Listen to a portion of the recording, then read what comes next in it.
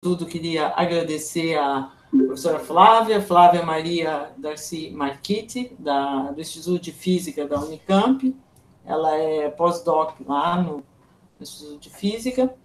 Então, a Flávia pertence àquele grupo das pessoas extremamente corajosas que fazem 2 graduações. Ela fez graduação em Ciências Biológicas pela Unicamp em 2007 e em Matemática Aplicada também pela Unicamp em 2012. Tem um mestrado em Ecologia pela Unicamp e o doutorado, o mestrado em 2011 e o doutorado pela USP em 2015. Depois disso, a Flávia passou um pós-doc na Unicamp em 2015 e em 2016 e 2017, pós-doc em Princeton. Então, a experiência da Flávia é na área de ecologia e evolução, ênfase em teoria ecológica e evolutiva, modelos biomatemáticos, interações mutualísticas, redes complexas e teoria de jogos evolutivos. E hoje, Flávia vai nos falar sobre assinaturas de processos microevolutivos em padrões filogenéticos. Muito obrigada, Flávia, por aceitar o nosso convite e participar do POMER.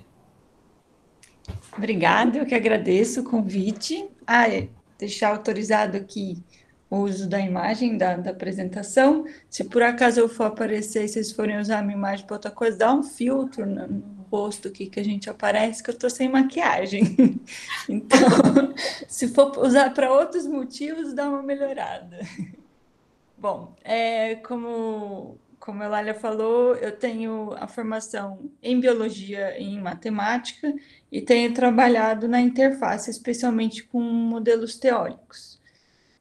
Eu também pertenço ao Instituto de Biologia, a gente tenta largar o osso e não consegue. Atualmente, o meu pós-doc, a bolsa que eu recebo é pelo Instituto de Biologia, mas eu fico no Instituto de Física. E antes de mais nada, eu gostaria de agradecer a todas as pessoas que têm trabalhado comigo, aos labs que eu passo. Atualmente eu estou no laboratório do professor Marcos Aguiar, mas já passei em outros laboratórios, do professor Paulo, do Jorge Pacheco, do Francisco Santos e do professor Simon Levin, em que são fontes de inspiração o tempo todo. Também agradecer aos meus colegas e aos meus alunos, o Luiz Salles e a Ana Carolina, a Irine e a Larissa, que têm trabalhado comigo mais diretamente, que são meus alunos, e os outros são parte de outros laboratórios que acabaram sendo coautores de trabalhos que eu vou apresentar aqui. Também agradeço as instituições a que eu pertenço e como boa parte dos pesquisadores que estão aí atualmente, eu também trabalho no Observatório Covid-19-BR, que é um conjunto de cientistas com diferentes ferramentas trabalhando nesse problema em comum, né? E as fontes de fomento que tive, que são a FAPESP e a CAPES. Então, vamos para a apresentação. Eu vou falar de diversos termos aqui que eu acho que vocês não estão muito acostumados. Então, a minha apresentação vai ser quase que mais ilustrativa do que de equações, mas eu espero que todos entendam. Então, eu vou falar principalmente sobre padrões, e os padrões que eu vou falar são principalmente os padrões de diversidade de espécies. Então, as espécies, elas se formam, a gente observa diversas espécies na natureza, e elas têm um certo padrão evolutivo, um certo parentesco entre essas espécies, que formam esses padrões em forma do que a gente chama de árvores filogenéticas. E uma das coisas que a gente quer entender é entender quais são os processos que levam à formação desses padrões. Por exemplo, a gente sabe que algumas espécies, como essas 2 primeiras abelhas, elas convivem numa mesma área, elas são do mesmo gênero, mas são de espécies diferentes, e elas são espécies diferentes. Agora, as outras 2, que têm uma ocupação geográfica muito diferente, é um pouco mais fácil da gente entender que está bem perto do que a gente geralmente aprende na escola, que existe uma barreira geográfica que separou os indivíduos de uma mesma espécie, então se formou 2 espécies distintas. Então, por exemplo, quais são os processos geográficos que levam à formação de espécies? é uma das coisas que eu estou interessada em entender. Então, o que a gente fala de padrões macroevolutivos são essas árvores filogenéticas, são essas relações de parentesco que existem entre os indivíduos de diferentes espécies. E os processos microevolutivos são os processos, por exemplo, como é o uso do espaço, como é o fluxo genético entre os indivíduos de espécies diferentes ou de uma mesma espécie, como são as mutações. Então, são forças que levam à formação das espécies. E depois a gente observa como são a formação dessas espécies na forma de uma árvore filogenética. Então, os primeiros estudos de diversificação, e é o que a gente mais escuta falar, é entender o processo de especiação, ou processo de formação de espécies, como um processo em que existem indivíduos de uma mesma espécie que são separados por algum evento, por alguma barreira, e essas espécies ficam isoladas por um tempo suficiente em que elas acumularam diferenças suficientes e, ao se encontrarem novamente, aqui no fim, elas não mais são uma espécie, elas não se cruzam mais, e então você tem a formação de uma espécie que, por causa dessa barreira e desse tempo que se passou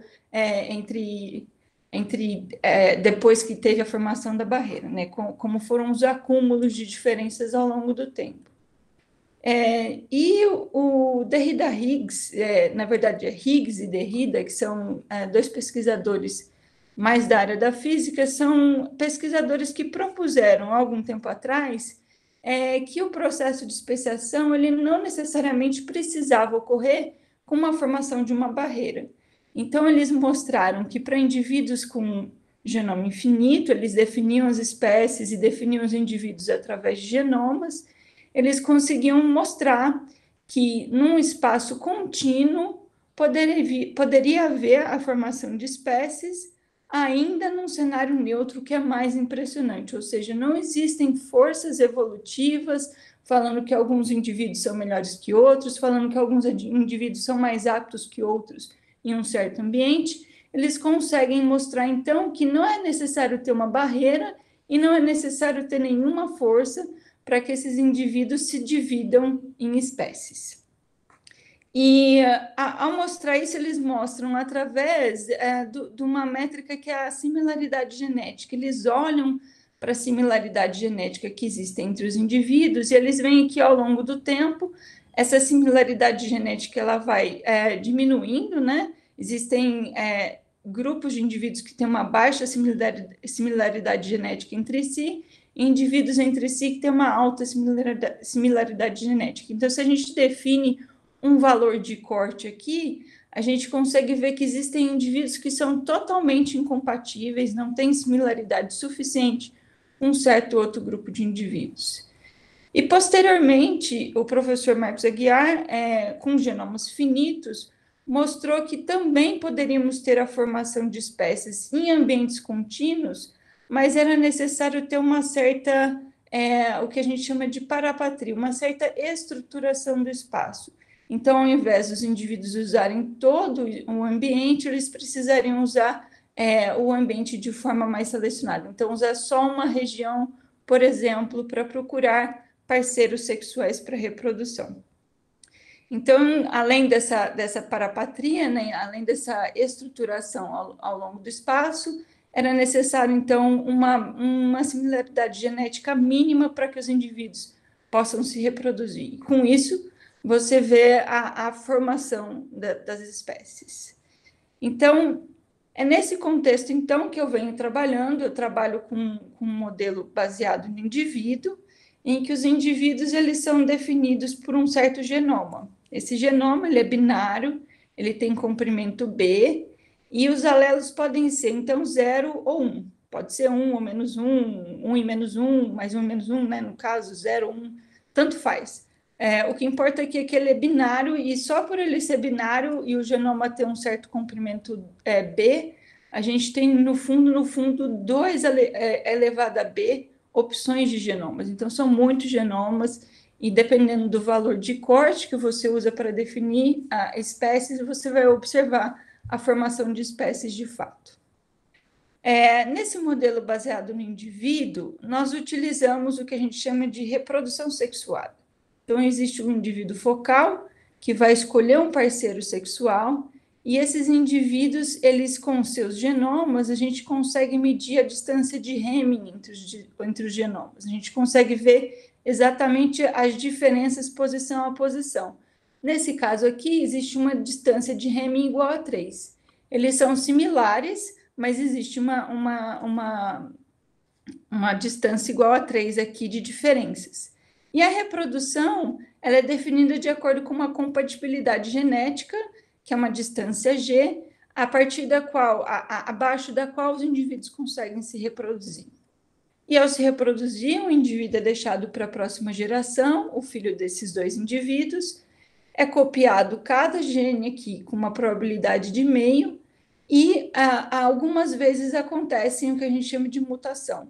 Essa posição aqui, ele deveria dar o 0, porque ambos os pais têm 0 nessa posição, mas por causa da taxa de mutação aqui, essa posição mudou para o outro alelo, para a opção 1, né? Além disso, a gente tem que o espaço é contínuo, assim como tinha proposto o Derrida-Higgs, mas a reprodução, a busca por um parceiro sexual, ela se dá dentro de um raio S. E esse raio S, ele pode ser desse tamanho ou pode ser maior, e isso está relacionado com o uso do espaço pelos indivíduos. Se esse S é pequeno, a gente, em geral, diz que o processo evolutivo, o processo geográfico aqui é o processo de parapatria.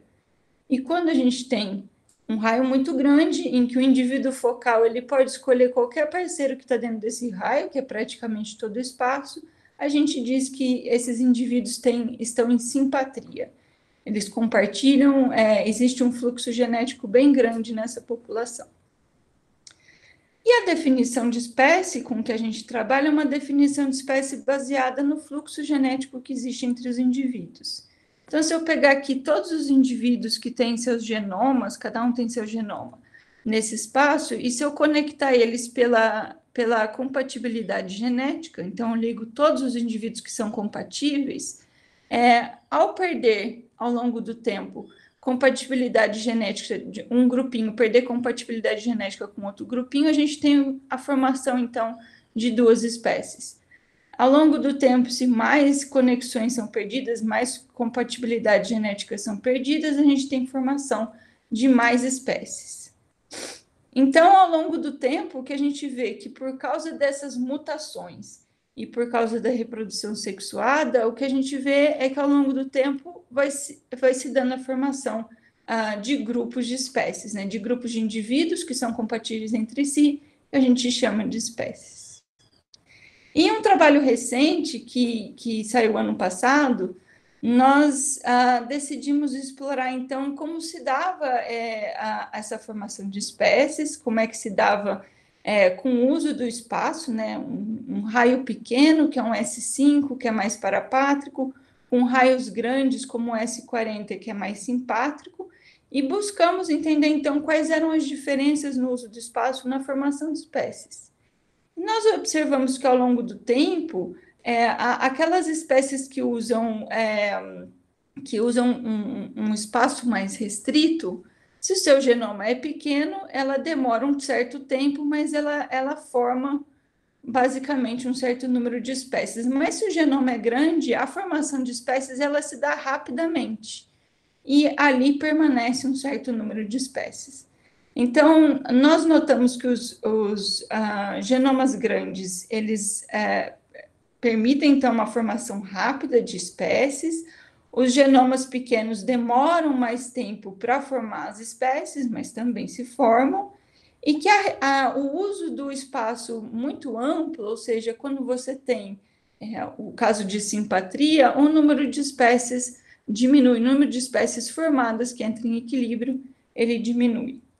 E esse processo explosivo, né, até chegar a esse equilíbrio do número de espécies, tanto para os genomas grandes quanto para os genomas pequenos, a gente dá o nome de radiação. Então, é um evento muito rápido em que, mesmo que sejam muitas gerações, mas é até formar o número de espécies que vai se manter em equilíbrio. Então, a gente viu essas propriedades muito interessantes na formação dessas espécies. Mas a gente também estava interessado em entender como era o parentesco entre as espécies, né? Como era o padrão filogenético, como se formavam as árvores filogenéticas nesse tipo de modelo. Será que tinha diferença?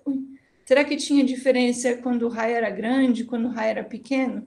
Então, foi em busca dessa pergunta que a gente precisou desenvolver métodos para reconhecer as árvores que se formavam nesse tipo de modelo. Então, o primeiro método, o mais fácil de se fazer, é você anotar todos os eventos de especiação e de extinção que acontecem numa simulação. Então, a gente vê uma população que inicialmente começa toda igual, e com o passar do tempo vão tendo as mutações, vão se formando espécies diferentes, eventualmente algumas vão à extinção. Então, se a gente acompanha isso ao longo do tempo, a gente consegue construir essa árvore filogenética, vendo exatamente quanto tempo se passou até que essa espécie que existia se dividisse. A gente viu que esse método era muito custoso e também investimos em um outro método que a gente chama de Mr. Cat. O método do Mr. Cat, ele busca um ancestral comum mais recente. Então, se a gente observa os indivíduos no tempo atual, a gente pode buscar em instantes anteriores aonde que está o ancestral comum desse indivíduo. Então, todos os indivíduos desse aqui vieram de uma mesma espécie, todos os indivíduos desse tempo aqui vieram de uma mesma espécie, só que nesse instante aqui, os indivíduos que dessa geração tiveram filhos que formaram espécies diferentes. Então, com isso, a gente também consegue reconstruir a nossa árvore filogenética. E nesse trabalho, a gente poderia, então, caracterizar e comparar esses dois métodos para entender se eles tinham, se esse método em que a gente anota todos os eventos, que é o real, ele tinha alguma semelhança com a árvore se a gente utilizasse o método do Mr. Cat. Para isso, a gente usou duas características principais de árvores filogenéticas. Uma delas é descrever o comprimento dos ramos da árvore. Então, os ramos são esses negócios aqui que terminam nas espécies. Então, as folhas aqui são as espécies. A gente tem os nós internos, que são os eventos de especiação. A gente tem uma raiz, que é o ancestral de todo mundo. Então, você medir esses comprimentos de ramos aqui é uma forma de você caracterizar as árvores filogenéticas. Você vê que tem umas que têm ramos mais compridos, outras que têm ramos mais, poucos ramos compridos, e a maioria dos ramos são curtos, e existem métricas para se fazer isso. Uma delas é a gama, e a outra delas é o valor de alfa. A gente também pode descrever árvores filogenéticas para poder comparar elas através do balanço dessas árvores. Então, por exemplo, árvores muito balanceadas, elas têm um certo valor de um índice, aqui eu vou falar sobre o índice de Sacking, mais baixo. Se essas árvores são desbalanceadas, ou seja, se os eventos de especiação estão sempre ocorrendo num certo ramo, um ramo que é muito frutífero, o que a gente tem é um valor de Sacking muito alto. Então, a descrição dessas árvores filogenéticas, a gente conseguiu comparar esses dois métodos, né? Como é que a gente poderia fazer as árvores filogenéticas num modelo baseado no indivíduo? E aqui eu vou resumir o resultado que a gente teve, mas, basicamente, comparando as estatísticas de comprimento de ramo e aqui de balanço das árvores, nós conseguimos mostrar que o método Mr. Cat ele é muito similar ao método que é a árvore verdadeira, em que a gente anotou todos os eventos. Aqui nessa linha 1 para 1 aqui, mostraria exatamente quando a árvore é exatamente igual à árvore gerada pelo método do Mr. Cat ou por qualquer outro método que nós analisamos, quando ela é exatamente igual ao método da árvore verdadeira. Nós também comparamos as árvores por uma outra métrica, e é comparar a estrutura da árvore, que no fim das contas é um grafo, e nós mostramos que a estrutura de todos os métodos são bastante similares, mas acho que o interessante aqui é mostrar que a estimativa dos eventos de especiação e de extinção que acontecem durante o nosso modelo evolutivo, ela pode ser caracterizada, assim, por esse método mais econômico, que é o método do Mr. Cat. Então, eu falei para vocês que havia formação de espécies, essas espécies chegavam num certo equilíbrio, e por um tempo rápido, para quando esses genomas eram grandes, um tempo mais lento, quando esses genomas eram pequenos, então faltava caracterizar as árvores formadas.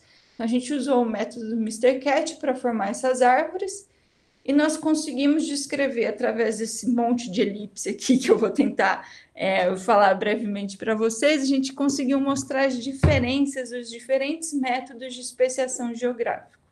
Então, quando o S é muito pequeno, a gente tem uma especiação mais parapátrica, a gente vê essas 3 elipses aqui. Então, nessas 3 elipses aqui, a gente não tem variação do S, mas a gente tem variação do comprimento de genoma. Então, a variação do comprimento de genoma ele tem uma importância tanto no balanço das árvores, quanto no comprimento de ramo dessas árvores. Então, ao se manter o S, mas se variar o B, a gente vê que as árvores formadas, elas diminuem, ao aumentar o B, as árvores tanto diminuem o desbalanço, quanto elas também se tornam com esse comprimento de ramo bem comprido, né? As árvores têm comprimentos de ramos bem compridos. E o interessante, que eu acho mais interessante dessa parte, é olhar quando tem a variação do S, né? Então, a gente vai de uma especiação que a gente chama de parapátrica para uma especiação simpátrica, a gente está aumentando o uso do espaço pelos indivíduos, e nós vemos, então, que a alteração é principalmente no comprimento de ramo dessas árvores. Então, quanto maior é o raio, ou seja, quanto mais simpátrico a gente tem o modo de especiação, ao fim do período radiativo, que a gente vê que as árvores elas têm os comprimentos bem curtinhos, né? Tem as especiações bem recentes. Enquanto que quando o espaço ele é mais restrito, o uso do espaço é mais restrito, quando a especiação é mais parapátrica, a gente vê, então, que a formação de espécies se dá lá atrás e elas permanecem por um período longo. Muito bem. Então, o que eu mostrei aqui para vocês foi um uso, então, de um espaço contínuo. Ainda que ele variasse de simpátrico e parapátrico, que é esse uso do espaço do raio pelos indivíduos, tendo diferença, ainda assim, o espaço ele é contínuo. Então, a gente se perguntou, bom, o que acontece se o espaço ele não é contínuo? Se a gente tem barreiras, por exemplo, se a gente tem ilhas, e no fim das contas a gente chamou isso de DEMS. O que acontece se a gente tem um negócio que a gente chama de alopatria, muito mais parecido com aquele conceito que a gente tem da formação de espécies que a gente aprende da escola. Então, o que acontece com, ainda mantendo um certo fluxo genético aqui entre os diferentes espaços, o que acontece com as árvores filogenéticas nesse caso? Bom, lembrando para vocês que eu acabei de apresentar esse gráfico, mas eu vou focar aqui só nos raios diferentes. A gente viu que quando a gente variava o raio, a gente tinha uma variação no comprimento de ramos das árvores, certo? Então, de um S pequeno para um S grande, a gente viu que quando a gente aumentava o raio, ou melhor, quando a gente diminuía o raio, as nossas árvores ficavam com ramos mais compridos. E então isso deu um insight para a gente, falando, bom, se a gente está diminuindo o uso do espaço, a gente está restringindo o espaço de alguma forma, a gente vê que tem variação no comprimento de ramo. Então, se a gente deixa o espaço todo separadinho, o nosso esperado, então, era que se formariam árvores mais desse tipo aqui, mais com os ramos mais compridos, stime. Mas, qual foi nossa surpresa? Que quando nós fomos estudar essas coisas no espaço, nós notamos que, na verdade, o que parecia que estava acontecendo era a formação de agrupamentos nas árvores filogenéticas. Então, a gente via que existiam esses agrupamentos, aqui tem um cortezinho, estão muito relacionados com o número de espaços que a gente tem aqui disponíveis para os indivíduos usarem. Então, existe ainda um certo fluxo aqui de indivíduos, mas o que a gente notou, então, é que essas árvores elas tinham uma estrutura mais de grupos, né, de demes nas árvores filogenéticas.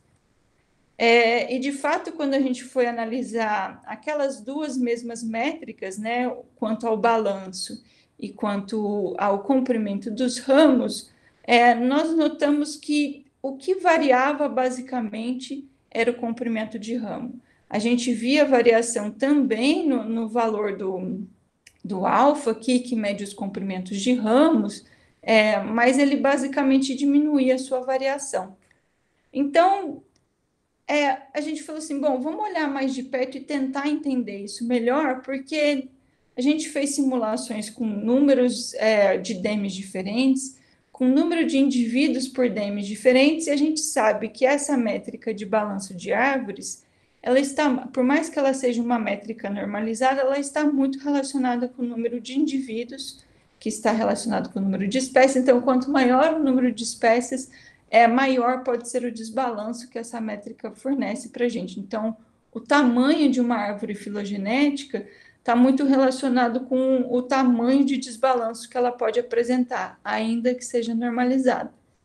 Então, nós fizemos um gráfico para tentar entender como que o número de espécies das árvores filogenéticas estava relacionado com o valor de índice de Sacking.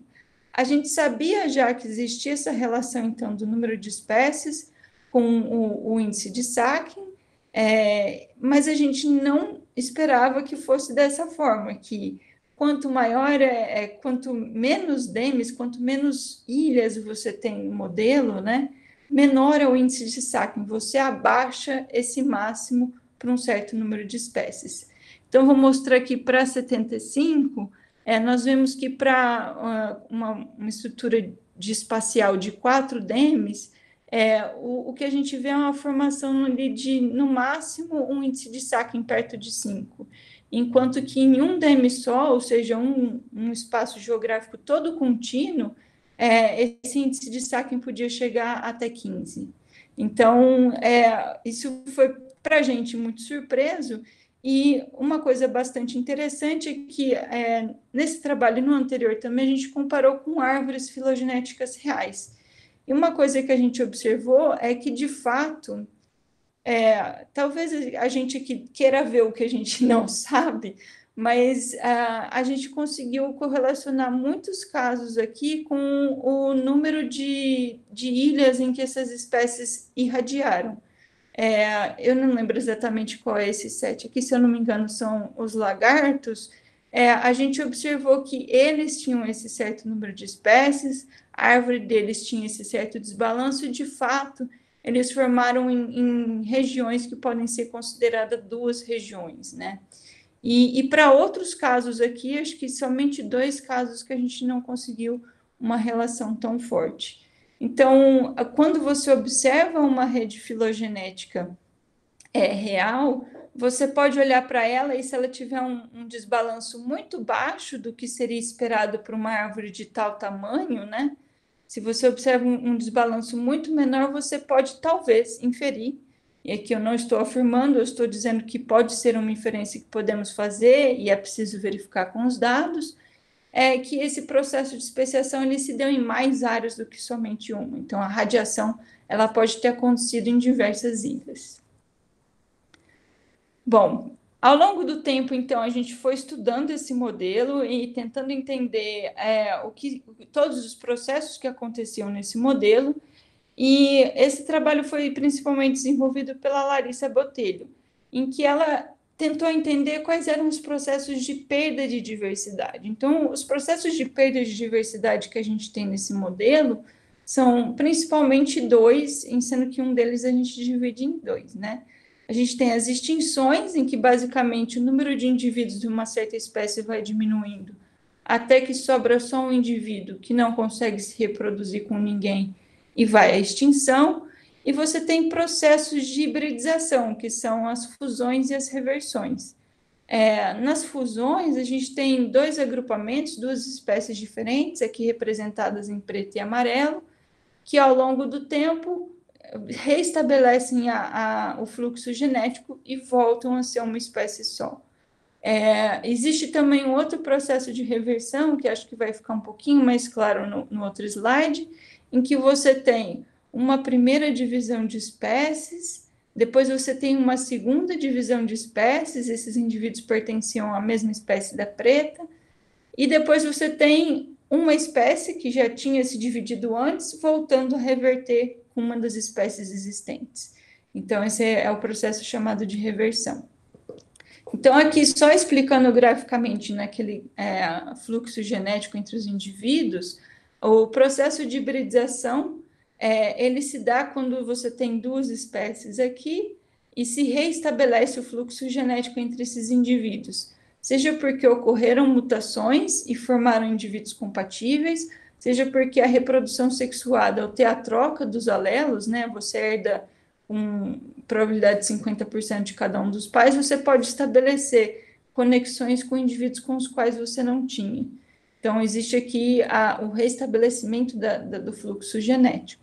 E o processo de extinção é tão simples quanto você perder todos os indivíduos daquele agrupamento numa próxima geração.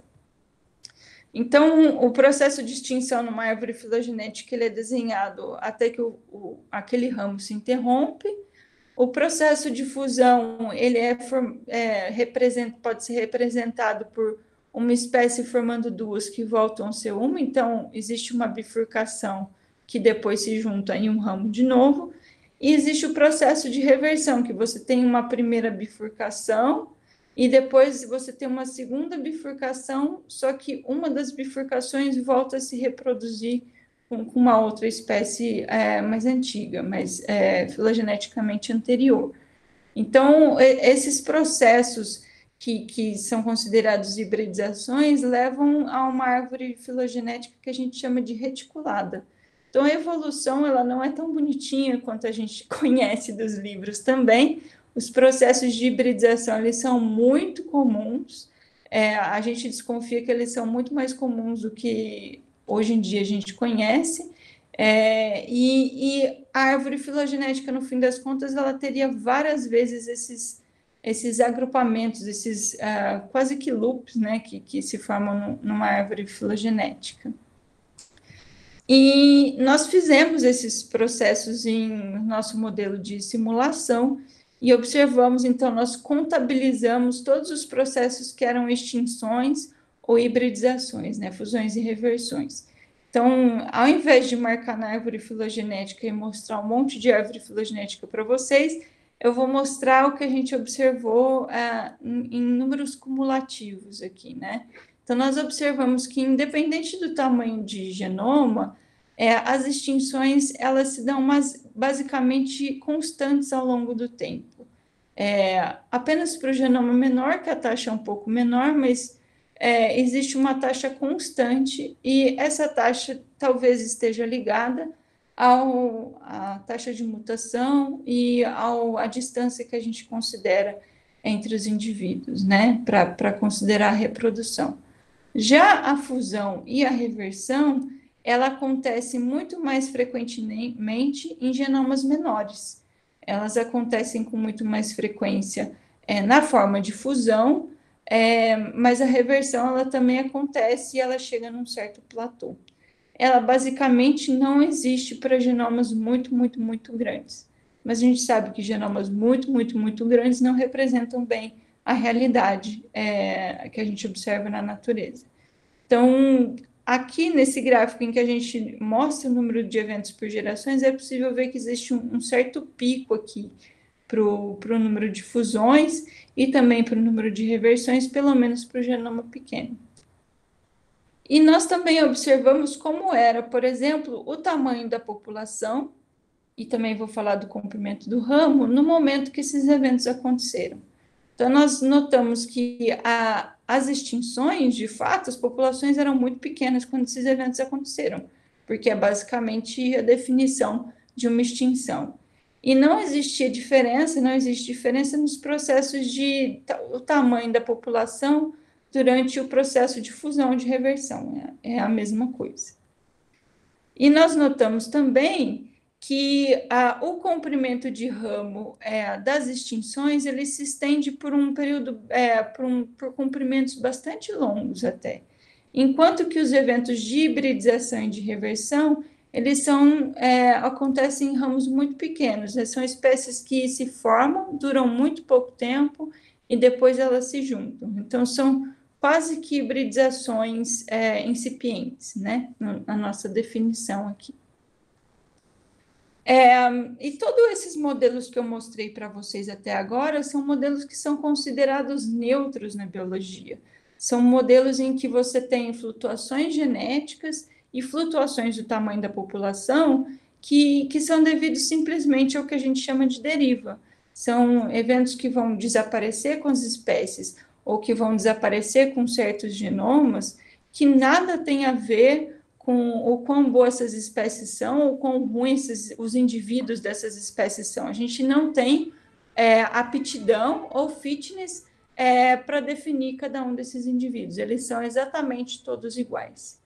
Mas isso não é de fato o que acontece na natureza, mas esse é um modelo muito útil. Ao saber o que acontece quando nada acontece, nos permite comparar com quando o processo, algum certo processo está acontecendo.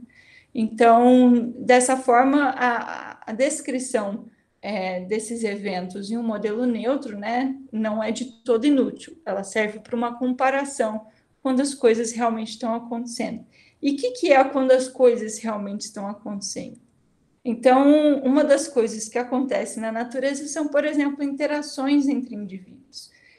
Aqui nós temos interações que são entre indivíduos de espécies diferentes, como, por exemplo, interações entre frugívoros e as plantas dos frutos dos quais eles se alimentam, polinizadores de plantas. Aqui nós temos um tipo de mimetismo, são todas borboletas de espécies diferentes que, por possuírem o mesmo padrão, elas reforçam o sinal de perigo para um certo inimigo natural. E aqui nós temos a limpeza, né? Uns peixinhos que limpam as guerras de outros peixes, em estações de limpeza em recifes de coral. Então, nós temos essas interações, esse é um tipo de interação que eu gosto muito, que são as interações chamadas mutualísticas. Então, você tem indivíduo de uma certa espécie que, ao interagir com outra espécie, ele tem uma certa vantagem. No caso, para a abelha aqui, ela obtém o seu alimento, obtém o mel, e no caso da planta, essa abelha aqui, que está cheia de pólen, ela vai polinizar, fazer a reprodução cruzada dessa planta.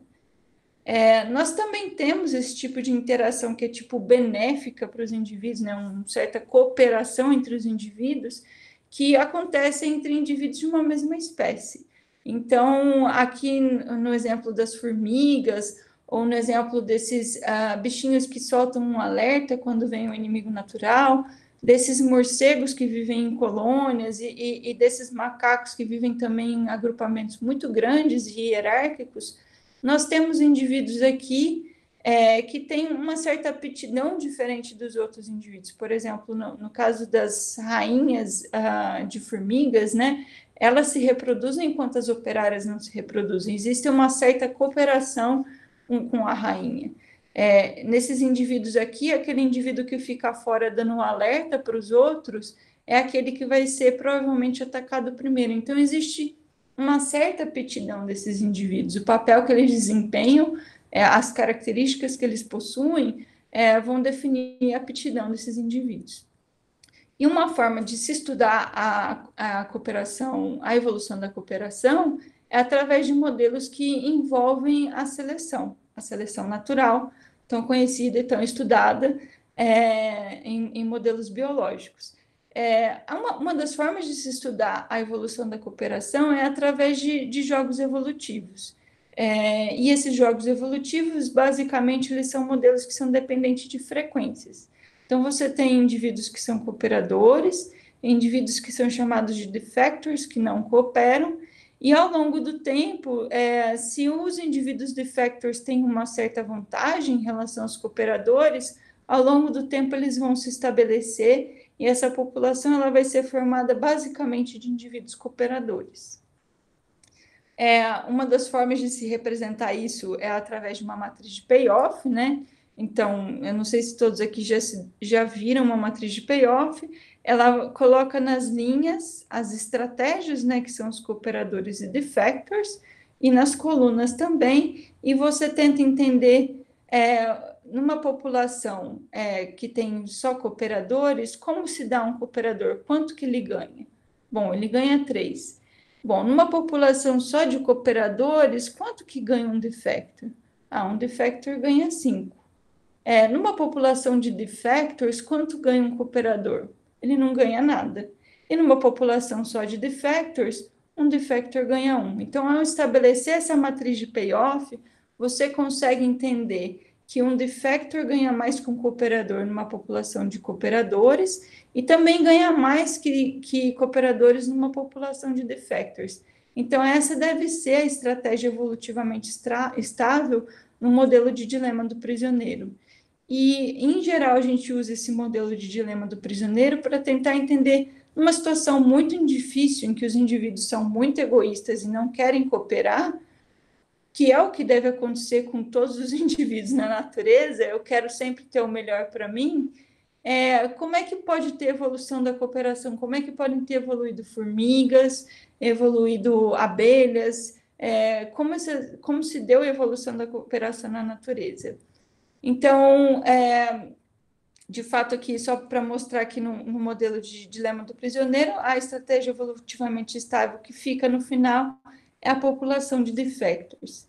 Então, num trabalho antes de 2006, essas imagens são do livro do Novak de 2006, ele mostra que uma das formas para se estabelecer a cooperação, que são os quadradinhos que estão aqui em azuis, quando você tem também jogadores que estão jogando como defectors, que são aqui os quadradinhos definidos em vermelho, se os indivíduos têm um certo raio com o qual eles interagem, ou seja, existe uma estruturação espacial desses indivíduos para as interações, para as quais vão definir a aptidão desses indivíduos, o quanto eles vão ganhar, o payoff que eles vão ganhar, o Novo aqui conseguiu mostrar que, dependendo, então, do valor que esses indivíduos defectors ganham, é possível você ter o estabelecimento de cooperação. Então, aqui a maior parte é azul, e aqui, a partir de um certo valor, você já começa a ter a perda desses cooperadores. Você consegue ter, então, o estabelecimento da cooperação aonde se esperaria que só tivesse defectors. Isso só porque você está definindo que as interações elas estão sendo feitas localmente e não com um mean field, né? Não existem interações entre todos os indivíduos exatamente. Bom, eu falei para vocês sobre esse modelo, que é um modelo de uma população só, uma espécie só, né, no caso, e o trabalho do meu aluno Luiz, ele tenta entender exatamente isso quando existe formação de espécies. Então, além de um genoma agora, nós vamos ter estratégias de cooperação e de defection nesse nosso modelo, e nós vamos tentar entender o quanto essa cooperação e a defection vão refletir na formação de espécies, e se a formação de espécies ela vai se dar de forma diferente, se os padrões filogenéticos vão ser diferentes. Então, esses são alguns estudos, um estudo que a gente tem os primeiros resultados mais recentemente. Então, a gente também trabalha com uma matriz de dilema do prisioneiro. Aqui, esse é o valor de B, é uma matriz de dilema do prisioneiro modificada. Sempre que o valor de B é maior que 1, você espera que só defectors se estabeleçam, essa seja a estratégia evolutivamente estável.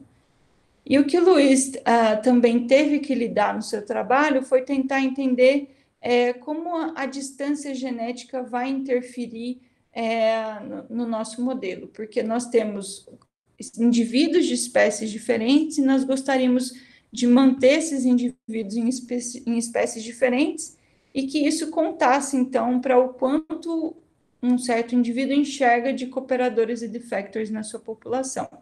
Então, a frequência de cooperadores e defectors, lembrando, então, que jogos evolutivos são jogos dependentes de frequência, então, as frequências de cooperadores e defectors, elas vão ser ponderadas, então, pela distância genética. Então, quanto menor a distância genética, ou quanto mais próximo de um valor teórico zero aqui, quanto mais similares esses indivíduos são, mais aqueles indivíduos contam efetivamente para a frequência. Quanto mais distantes, então, menos eles contam. Conforme a gente aumenta essa variância, né, então a gente vai dessa curva fininha para uma curva mais larga, uma gaussiana mais larga, o que a gente tem é que a gente aumenta o generalismo. Ou seja, eu enxergo indivíduos da minha espécie e indivíduos de espécie diferente igualmente. Só me importa se eles são cooperadores e defectors. Então, no momento que essa curva fica totalmente plana, a variância é infinita, nós temos o máximo de generalismo e nós retomamos um modelo clássico de teoria de jogos.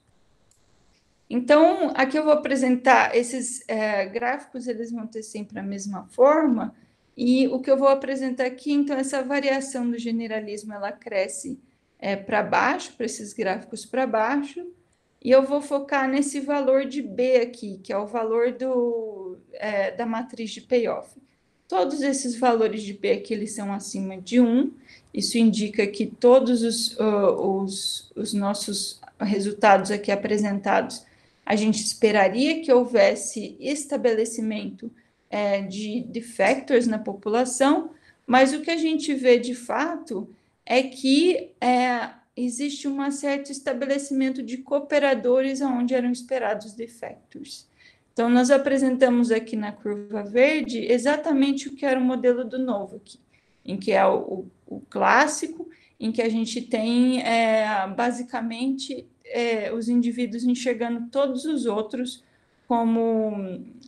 Não, desculpa.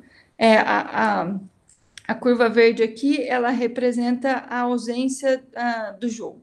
Então, quando você começa com uma certa frequência de cooperadores, você ali permanece por todo o tempo.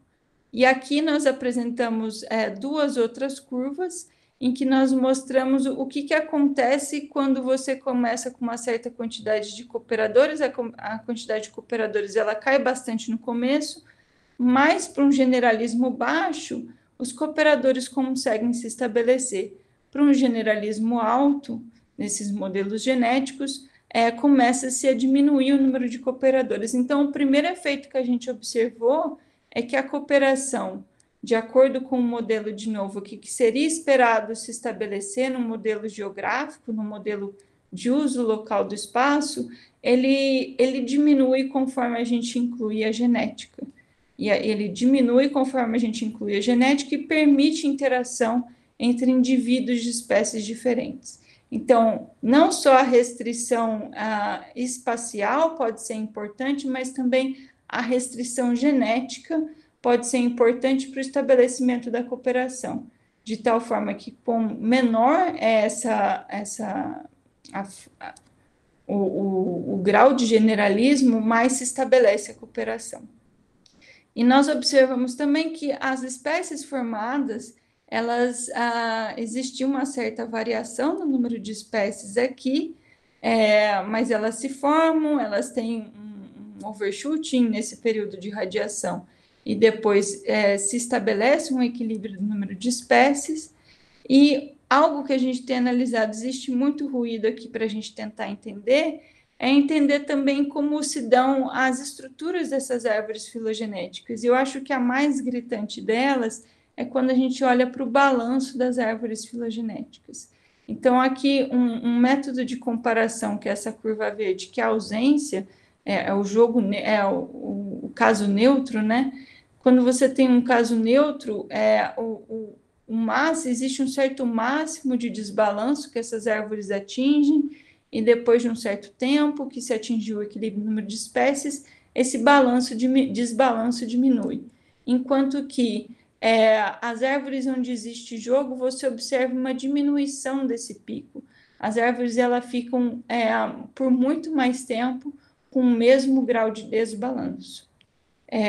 E existe uma diferença também bem grande para o caso dos comprimentos de ramos. Então, os comprimentos de ramo, as árvores elas têm valores dessa medida alfa, conforme a gente tem o jogo estabelecido em comparação com o neutro, que é o verde, a gente tem, então, árvores mais constantes, né? Mais com alfa perto de zero, ou seja, elas têm os comprimentos mais iguais ao longo do tempo, que é o contrário do que foi observado ao longo do tempo para as árvores que são consideradas no modelo neutro. Um trabalho que a gente está começando agora é tentar entender, então, nesses casos que a gente tem evolução da cooperação, como se dá a perda de diversidade? São só os cooperadores que somem nesses modelos? O que acontece? A gente perde cooperação porque a cooperação é mais desvantajosa? E o que acontece com a hibridização? A gente hibridiza indivíduos de estratégias diferentes? A gente vai juntar cooperadores e defectors ao longo do tempo? Então, esse é o trabalho que a Ana Carolina está começando agora. E um trabalho futuro que eu pretendo desenvolver é tentar entender, então, quando você tem dois grupos, duas populações iniciais que se irradiam e formam espécies. Existe, ao ter interação dos indivíduos dessa espécie com os indivíduos dessa espécie, a gente consegue observar relações nas filogenias, a gente consegue observar o que a gente chama de cofilogenias. Então, esses são pontos importantes para entender a coevolução, as espécies, indivíduos de uma espécie, levando também à formação de indivíduos de outras espécies. Seria mais o caso de mutualismos. E é isso. Obrigada a todos. Estou aberta aos questionamentos. Podemos Obrigada. Desbloquear o microfone para agradecer. Muito obrigada, Flávia. Obrigada a vocês. Alguma pergunta? Quem tem pergunta? Eu gostaria de fazer uma pergunta, rapidinho. Sim. Eu gostaria de saber, então, esses modelos, né, que vocês estudam, em geral, são baseados no modelo teórico, né, simulações. Vocês conseguem contrastar isso com dados genéticos de espécies? Como que se faz isso, digamos, essa passagem para os dados reais? Tá. Vou mostrar aqui de novo na apresentação. Quando eu mostro, eu mostrei um resultado que eu até comentei sobre os resultados de árvores reais, mas esse aqui a gente também tem. Uhum. O que a gente observou esses quadradinhos e triângulos aqui são árvores reais. São árvores de fato encontradas na natureza e estimadas por métodos moleculares ou qualquer outro método. Então, o que a gente tem aqui que é um pouco mais técnico, os triângulos são radiações adaptativas, ou seja, existiu alguma força ecológica, os indivíduos tinham aptidão, e os quadradinhos são não adaptativos, os indivíduos se dividiram em espécies por processos estocásticos. E aqui também existe uma variação de cor, do branco para o preto, o fluxo genético ele aumenta. Então, existe um maior fluxo genético aqui na região mais escura, né, de cinza e preto. E o que a gente observa aqui, de fato, as árvores filogenéticas mais cinzas e pretas estão nessa região que são das árvores com maior raio, onde existe um maior fluxo genético, que é o 20 e o 40. Então, de fato, parece que o nosso modelo consegue expressar bem, apesar dele ser um modelo neutro, ele expressa bem as árvores filogenéticas que são observadas na natureza. Uhum. Mais alguma pergunta? Eu tenho uma pergunta totalmente, provavelmente super... Bom, na sua definição de... Quando você começou com o modelo, a sua definição de serem duas espécies diferentes ou não, dependia do quê? Do percentual da distância entre os genomas? Isso, ele depende... Você poder reproduzir ou não. Isso, exatamente, mas é diferente da definição que a gente conhece como conceito biológico de espécie. O conceito biológico de espécie, é muito difícil definir espécie porque existem muitos híbridos na natureza e você não consegue definir exatamente o que é uma espécie e o que é outra. Mas o conceito biológico de espécie, que é o que a gente geralmente aprende na escola, é aquele que você fala, esses indivíduos se reproduzem, eles deixam um indivíduo fértil, então eles pertencem à mesma espécie. Esse é o conceito biológico de espécie. No nosso caso aqui, a gente usa esse conceito de os indivíduos serem compatíveis, eles serem, de fato, poderem se reproduzir, mas não só. Então, eu vou mostrar aqui só de novo para deixar mais claro isso. Onde que está aqui? Então, quando eu mostro que os indivíduos, quando eles são compatíveis entre si, aqui nesse caso aqui desse grupinho, todos os indivíduos... Mas você não está apresentando. Não? Não. O que eu fiz? Eu não estou vendo, pelo menos. Não está compartilhando. Agora sim. Agora está? Tá, então agora nesse grupinho aqui de indivíduos, todos podem se reproduzir entre si. Existe fluxo genético entre todos eles. Qualquer um pode se reproduzir com qualquer um, porque eles são compatíveis pela definição da distância genética entre os genomas. Agora, esse grupinho aqui, existem alguns indivíduos, por exemplo, esse e esse daqui, eles não podem se reproduzir, eles não estão ligados diretamente. Mas porque existe um outro indivíduo aqui que estabelece o fluxo genético entre eles, a gente considera esses indivíduos de uma mesma espécie. Então, se existe fluxo genético, a gente tem a formação de uma espécie, né? Então, é só uma tecnicalidade para a gente poder definir o que é uma espécie nesse modelo, né? Teve uma outra coisa que eu fiquei um pouquinho perdida, porque é novo, muito novo para mim tudo. Ali quando você transitava entre generalismo e neutro. Isso. Ai, desculpa, acho que não fiquei claro. Jogo, quando variava o B. Você se incomodaria de explicar o... Para lá. Então, vamos lá. É mais para o fim aqui. Aí no...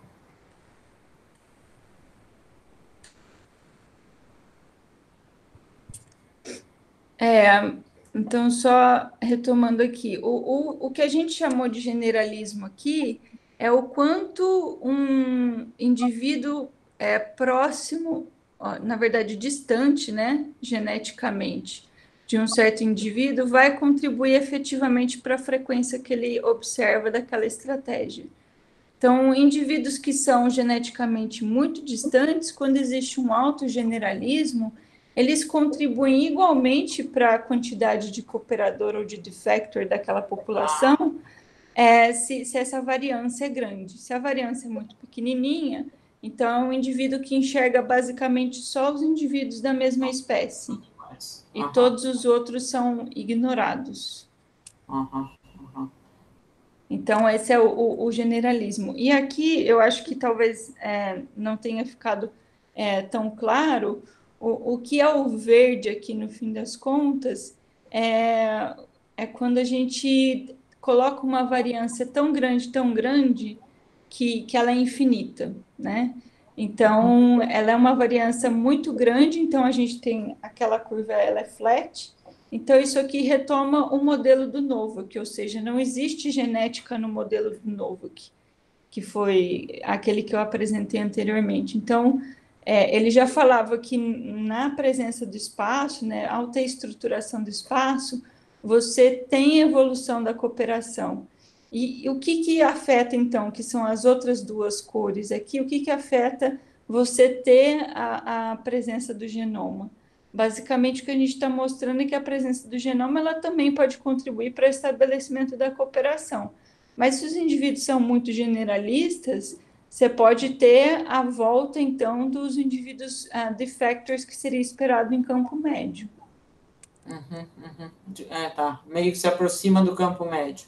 Se aproxima mais do campo médio, porque acho que um resultado principal do novo, que talvez eu não tenha deixado tão claro, é mostrar então que essa restrição do espaço, ele favorece a evolução da cooperação. Então nós pensamos, bom, a restrição genética, talvez ela também forme agrupamentos, né? Porque a restrição espacial ela forma bolsões no espaço.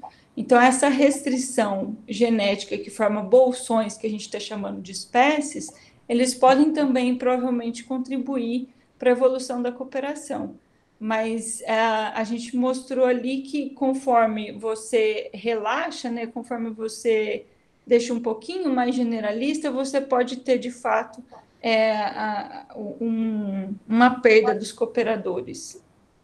Uhum. Tá. Tem alguma ligação com, por exemplo, que em mecânica estatística você tem uma maneira de partindo de algo que tem alcance finito, mas fazendo a interação cada vez mais fraca e cada vez mais espalhada, tipo generalista, vamos dizer, passar de uma coisa, digamos, da mecânica estatística para um campo médio. Aqui, será que não tem uma coisa... É como se fosse uma transição, isso? É como se fosse aquilo que se chama limite de Leibovitz-Penrose, da mecânica estatística, que passa de uma coisa... Certo, você tem um sistema onde a interação é só numa vizinhança, modelo tipo Easy, uma coisa assim, POTS, com uma coisa onde você cada vez interage de forma parecida, mas fraca. A interação total está fixa sempre. Você olha, sempre tem normalizada, por exemplo. Uma coisa cada vez mais espalhada. E aí você, digamos, faz uma relação entre campo médio, porque aí, como você falou no campo médio, me ocorreu saber se não tem. Estou procurando ver se encontra alguma coisa que liga um com o outro. Mas pode ser que não tenha, tenho que... Não sei. Acho que o Lucas está aí na sala, ele pode me ajudar um pouquinho mais, que ele é físico, né? Eu só tô na física, né? Não, eu sei, mas... Não, é só de curiosidade, fiquei para ver se... Não, mas pelo que eu entendo, tem relação sim, a gente consegue, quando você tem, em especial, só duas estratégias, que nem no modelo dizem, você tem só mais um, menos um, né? Você tem sim, você consegue espelhar um modelo no outro, né? Existem essas semelhanças. Mas no modelo de jogos, você tem essa matriz de payoff que define o quanto os indivíduos vão se reproduzir, ou seja, o quanto eles vão deixar descendentes para a próxima geração. Indivíduos mais aptos deixam mais filhos para as próximas gerações. No modelo Disney, pelo que eu entendo, não tem isso. Não. Você pode dizer aí, Lucas? Não, é verdade. Então, eu tô tentando pensar aqui também, mas assim, eu acho que de alguma forma pode haver alguma ligação com esses modelos de mecânica estatística, com esses modelos que a gente define, né, baseados em indivíduos, mas não é trivial. Não é trivial. Não, para ser sincero, eu tenho que pensar melhor, assim. Eu cheguei aqui só para falar que eu não sei mesmo. Desculpa. Então, mas, assim, mas legal, vamos pensar nisso. Não sei te falar a resposta. Não, tem jogos, o jogo é outra coisa. Muito obrigada. Mais alguma pergunta, pessoal? Eu queria fazer uma pergunta. Pode falar. Ô Flávio, eu tô pensando do outro lado, quando o generalismo é muito baixo, você falou que aumenta a cooperação. Isso. Fiquei pensando se isso não mexe um pouquinho com a nossa noção do que é um indivíduo. Porque você tem... Se você chegar num grau máximo de cooperação entre aqueles indivíduos ali, aquele grupinho não vai começar a ser tipo uma coisa por si só, o grupo não vai ser um novo indivíduo? Sim, eu tenho até medo de dizer isso no meio dos biólogos, mas acho que aqui eu posso falar com um pouquinho Aqui mais de pode liberdade. Ah, que bom. Eu sei, eu conheço esse seu medo, viu? Eles falam de evolução em outros níveis, né? Para quem não está acostumado com os termos de biologia, em geral, em biologia a gente enfia na cabeça do estudante até ele se convencer de fato disso, de que a evolução ela se dá no nível do indivíduo. Ela, no máximo, vai dar no nível do indivíduo. Em geral, tem muita gente que acredita que a evolução ela se dá no nível dos genes, né? Então, o quanto você, qual é a escala que você está usando. A partir do indivíduo, a gente não acredita que um grupo vai ser selecionado, né? A seleção, quer dizer, a seleção ela acontece no nível do indivíduo ou do gene. A gente não acredita que um grupo inteiro vai ser selecionado. A gente não acredita que a espécie ela é inteira selecionada. Os indivíduos que têm uma aptidão alta ou baixa que vão ficar ou não para as próximas gerações. E isso vai dar o sucesso ou não da espécie, mas você olha para o nível do indivíduo. Quando você fala de um agrupamento inteiro, que é o que tem acontecido aqui, um agrupamento inteiro que está tendo sucesso, ou porque eles estão próximos, ou porque eles são geneticamente parecidos, né? Você tem o que a gente chama na biologia o pessoal não gosta desse termo, mas a gente fala seleção no nível de espécie, né? Seleção no nível do agrupamento. Mas o Luiz falou que é seleção multinível, né? O que a gente chama na biologia de seleção multinível.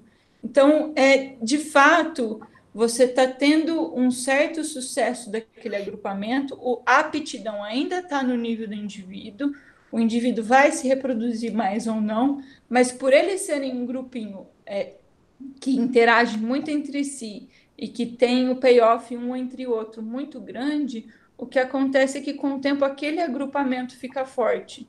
Então, se aquele agrupamento fica forte, ele tem uma maior tendência de permanecer na população.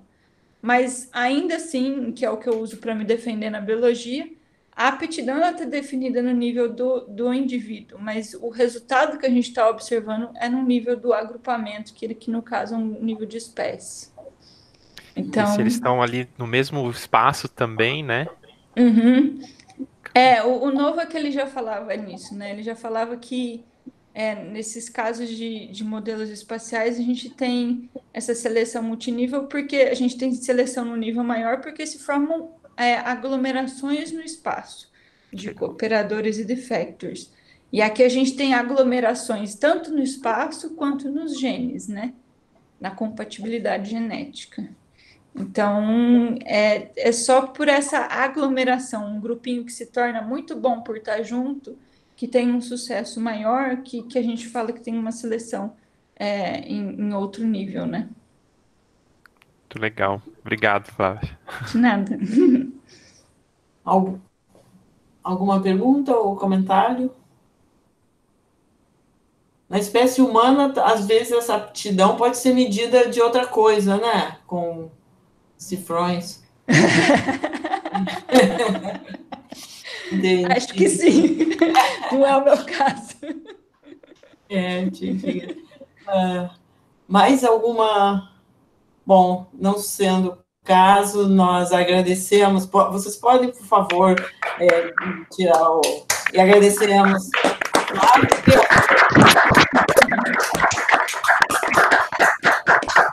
Muito obrigada, foi fantástico, adorei. Obrigada. Obrigada a vocês duas, adorei, foi muito legal. Até o próximo Colmeia, quem sabe. Até mais. Tá, tchau, até mais. Eu vou Tchau.